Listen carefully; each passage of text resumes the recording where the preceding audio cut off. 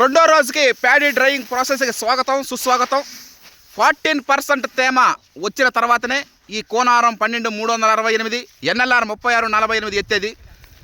బుధవారం కానీ గురువారం కానీ శుక్రవారం కానీ వరుసగా ఎండిన తర్వాతనే 14% తేమ వచ్చిన తర్వాతనే మనం వీటిని స్టోరేజ్ చేయడం జరుగుతుంది. అంతవరకు ఎండకి ఎండడం జరుగుతూ ఉంటుంది.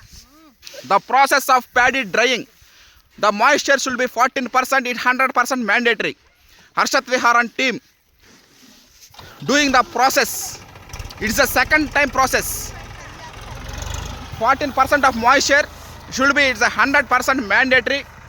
The process we are seeing today, day 2. ఈ రోజు రెండో రోజు ఎండబెట్టడం ఆరబెట్టడం. ఎండాకాలం కాబట్టి బాగా తొందరలోనే ఎండిపోవడం జరుగుతుంది. ఇవి ఎండబెట్టిన తర్వాత 14% తేమ వచ్చిన తర్వాత ఆఫ్టర్ దట్ స్టోరేజ్ చేయడం జరుగుతుంది. Okay, thank you.